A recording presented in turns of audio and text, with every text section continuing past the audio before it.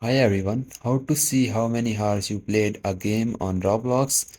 So this is very simple and easy to see this. First you have to open up your Roblox home on your browser and go to the new tab and just search for the web store. So once you search for that, now the Chrome web store will show on the top, just click on that.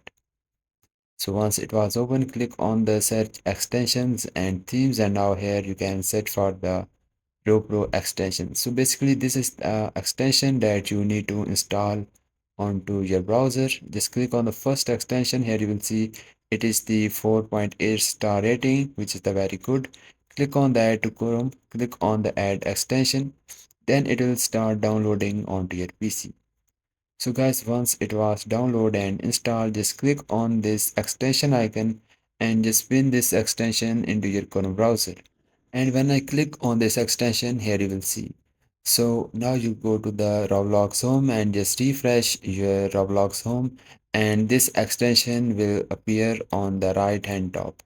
Here you will see it's appear. Click on that. Here you just need to scroll down and look for the option which is the experience playtime tracking.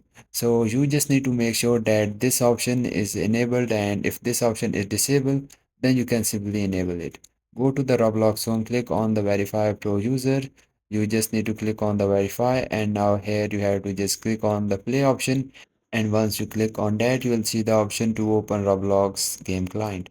And once you click on that, now your Roblox will open and you will see the emoji verification code. So you just need to copy the code and just paste here you are seeing. So this is very simple. You just need to copy it and just paste here, and then click on the play option, and you are verified to Robro user account. And once you are verified, you are able to see your play time, how much hours you played a game on Roblox. Here you will see on your most played. And this is how you can see how many hours you have played. And if you find this video helpful, so please like it, because this is the only motivation for me, and I will see you guys in the next video.